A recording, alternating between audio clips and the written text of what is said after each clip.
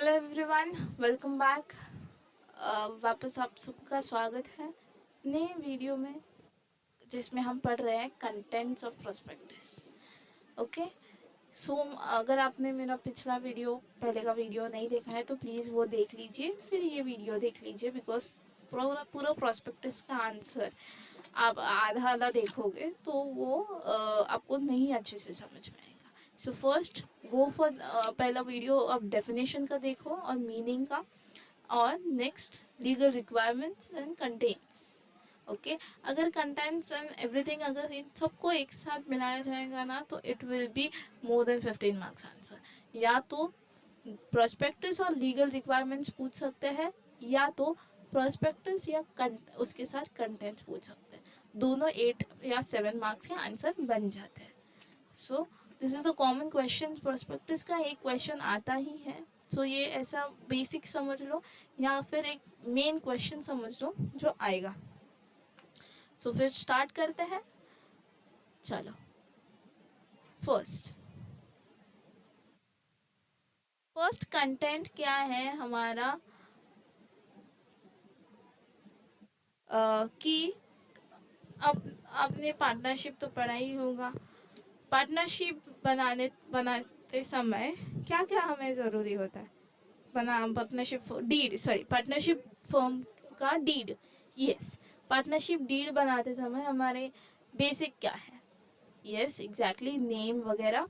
यहाँ पे भी सेम है, कुछ अलग नहीं है।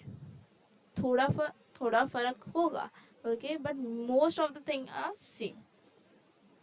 फर्स्ट, नेम और डिस्क्रिप्शन। नेम होना चाहिए, डिस्क्रिप्शन होना चाहिए, एंड एड्रेस। अब ये किसका होना चाहिए, मेरा या कंपनी का? हाँ, ये होना चाहिए डायरेक्टर्स का। याद रखो, डायरेक्टर्स कौन है मेरे कंपनी के, उनका क्या काम है, उनके बारे में सारा डिस्क्रिप्शन होना चाहिए और उनका एड्रेस। Second, qualification shares. कितने शेयर्स हम दे रहे हैं, कितने आप ले सकते हो, ओके, ये सारा चीज़ होना चाहिए शेयर्स के बारे में। क्वालिफिकेशन शेयर्स ये भी होना चाहिए। Third, main objects of the company. भाई मेरी कंपनी की क्या है, ऑब्जेक्ट क्या है? रेलवे ट्रैक्स बनाना है, कि रेलवे में फाइनेंस करना है, या कोई का टायर की कंपनी है तो टायर मैन्युफैक्चरिंग करना है, कि टायर कंपनी ये मैन्युफैक्चर से लेके फिर आगे प्रोसीजर करते हैं, ऐसा कुछ है तो क्लियरली मेंशन होना चाहिए main objects of company. Okay, next, fourth point है date and time. Date and time of opening and closing of opening and closing of subscription list. Subscription list कब शुरू होगी, कब ख़त्म होगी, ये भी बताना है, राइट? टाइम लिमिट होता है ना सब्सक्रिप्शन करने के लिए, तो ये भी इम्पोर्टेंट है। ये भी प्रोस्पेक्टस में मेंशन होना चाहिए कि यहाँ इस तारीख से इस तारीख तक, ये टाइम से ये टाइम तक सब्सक्रिप्शन स्टार्ट हो, मतलब शुरू होगा, यस, रहेगा। Then amount payable on the application and allotment. Shares का application money, allotment money, okay, पता होना चाहिए ना इन्वेस्टर्स को। So amount payable at time of application के टाइम एंड अलॉटमेंट के टाइम, ओके, ये भी मेंशन होना चाहिए। भाई प्रोस्पेक्टस पढ़ के हमें सब पता होना चाहिए कि कोई क्या हो रहा है, कब हो रहा है, कैसे हो रहा है, ये चीज़ याद रखना। प्रोस्पेक्टस यही तो आंसर करता है, क्या हो रहा है, कब हो रहा है, किसके लिए हो रहा है, ये कहाँ से कितने देर तक होगा, ओके, ये सारे क्वेश्चंस प्रोस्पेक्टस में है। फिर 6th पॉइंट ये है कि number, description,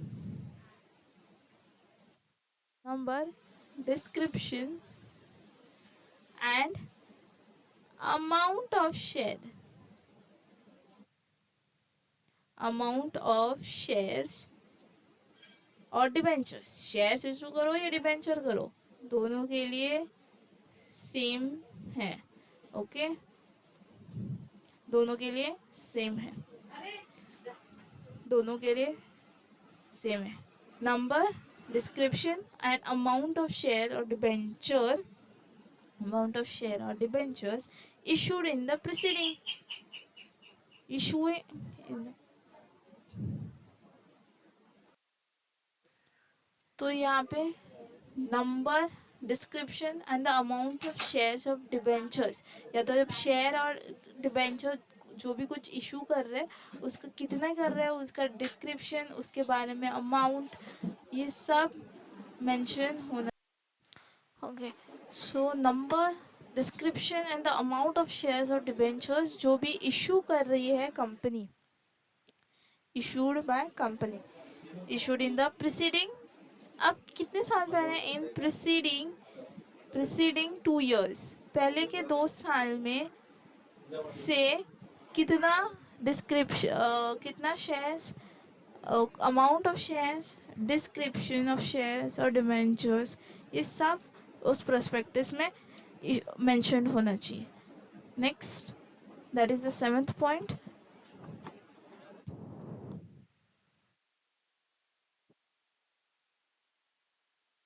Statement by the board of directors about separate bank account where all the monies out of the issue are to be transferred.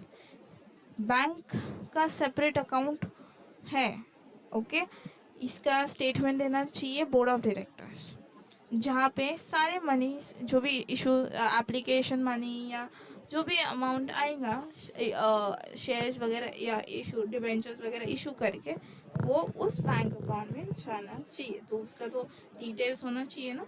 सो यहाँ पे आपको लिखना है स्टेटमेंट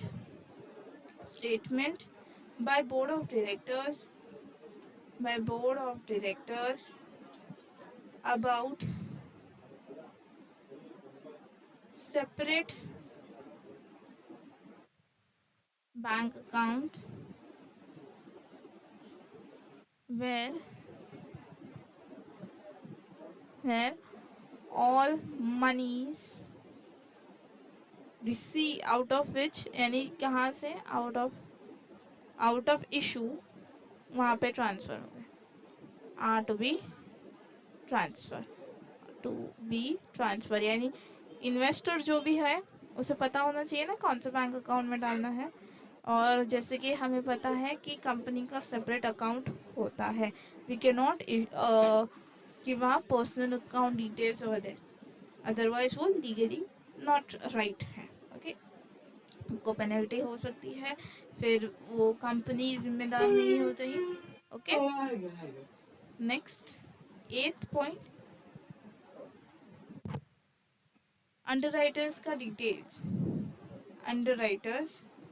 डिटेल्स होना चाहिए, उनकी डिटेल, उन्होंने कितना इशू करने के लिए लिया है, ओके, ये सब उस प्रोस्पेक्टस में मेंशन होना चाहिए। Next 9th point, contents of directors, auditors, bankers, experts. कितने डायरेक्टर्स हैं, क्या नाम है उनका, कौन है वो, उनका प्रीवियस रिकॉर्ड्स, ओके, फिर हमारे ऑडिटर्स कौन है, कौन ऑडिट करते हैं, हमारे बैंकर्स कौन है, कौन से बैंक से हमारा लिंकअप है, फिर एक्सपर्ट्स हमारे कौन कौन है, ये भी इम्पोर्टेंट है, एक्सेट्रा, तो उनके बारे में भी डिटेल होनी चाहिए। अदरवाइज इस इन्वेस्टर को अगर पता नहीं है कि इसमें ये एक्सपर्ट है या ये एक्सपर्ट्स इनमें काम करते हैं, सो उन्हें गारंटी कैसी रहेगी कि भाई जो भी ये दिया है वो परफेक्ट ही दिया है, राइट दिया है, राइट? तो उनके बारे में भी इम्पोर्टेंट है यहाँ पे। Then authority authority for issue authority for issue authority for issue and the details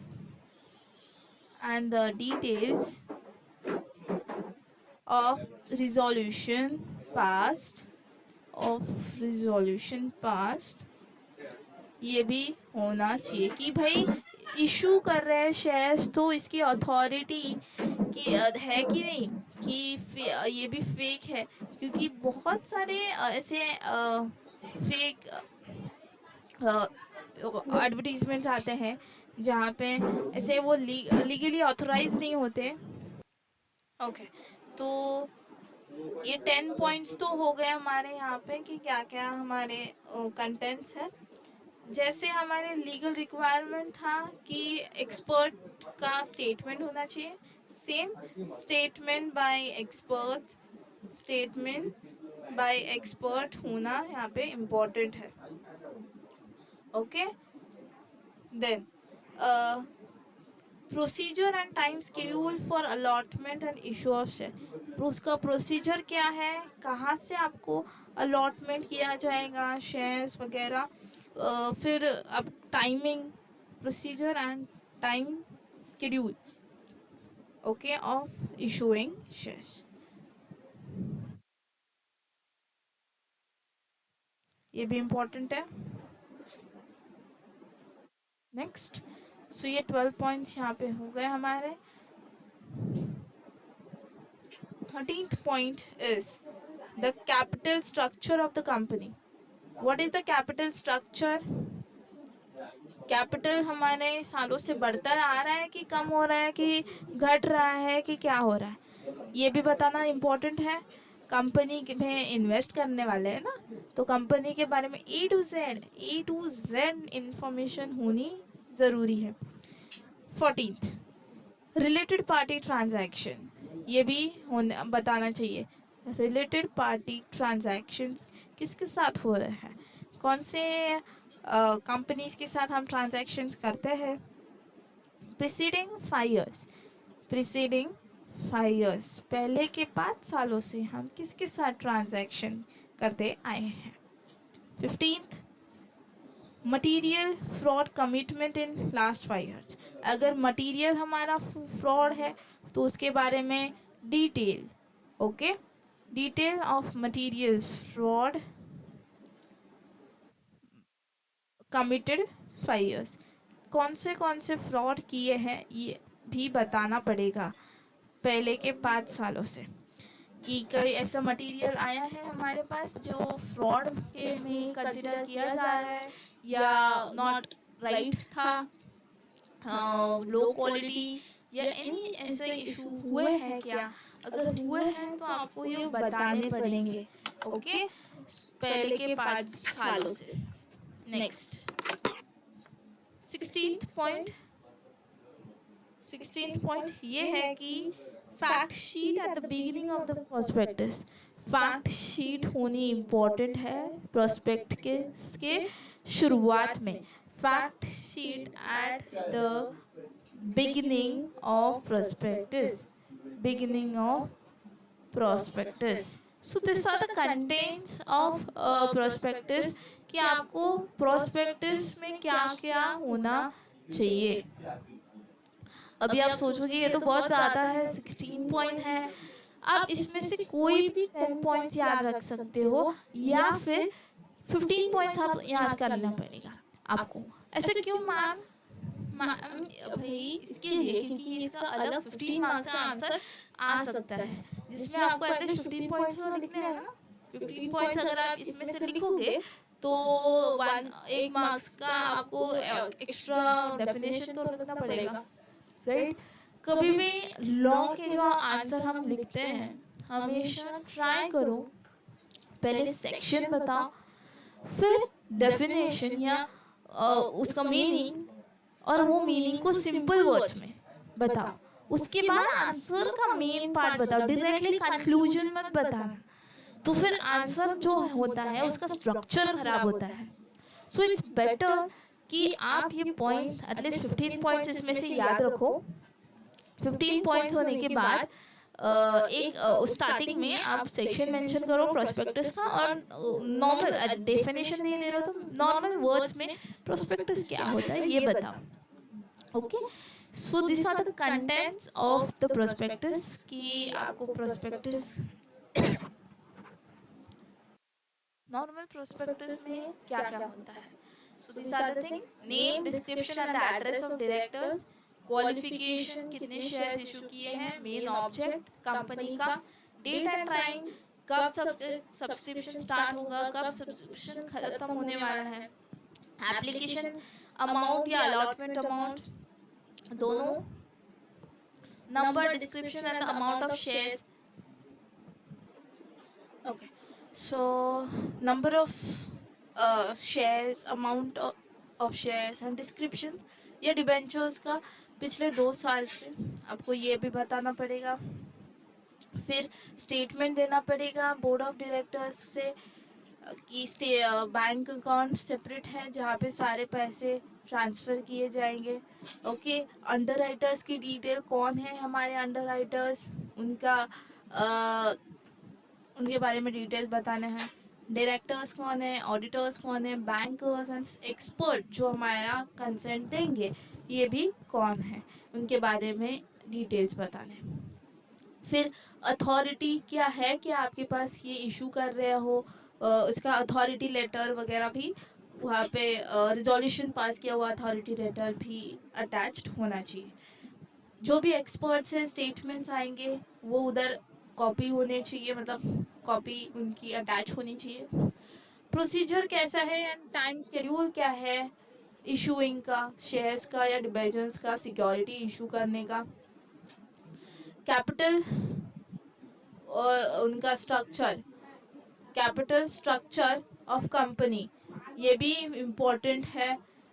then related party, third party से ट्रांजैक्शंस, 5 सालों में आपने किस किस के साथ आपने ट्रांजैक्शंस किए हैं। ओके, और अब किसके साथ कर रहे हैं आप ट्रांजैक्शन ये भी आपको बताने हैं। फिर details of material fraud committed, अगर कोई मटेरियल है जो फ्रॉड, उसकी वजह से फ्रॉड किया गया है या एनी डिटेल, ओके, वो भी बताना पड़ेगा पिछले 5 सालों में। फिर फैक्ट शीट आपको बताना है, स्टार्टिंग में ही बताना है प्रोस्पेक्टस के। सो ये थे हमारे कुछ कंटेंट्स ऑफ प्रोस्पेक्टस, ये थे हमारे कुछ कंटेंट्स ऑफ प्रोस्पेक्टस जिसका कैसे बनाना है या कौन से चीज़ें हैं जो उसमें होनी चाहिए। इसके अलावा भी बहुत सारी चीज़ें होते हैं, बट ये आप उसमें एक्स्ट्रा लिख सकते हो, बट ये बेसिक्स है, ये होते ही है। और अब इससे हमें ये तो समझ में आता है कि प्रोस्पेक्टस 1-2 पेजेस का तो होता नहीं है। अगर आप अभी आप ट्रेडिंग कर रहे हो, इन्वेस्टिंग कर रहे हो, तो अगर आप कंपनी का प्रोस्पेक्टस देखने जाओगे, it must be 25 pages, it must be 25 pages, उससे नीचे तो होते नहीं है प्रोस्पेक्टस।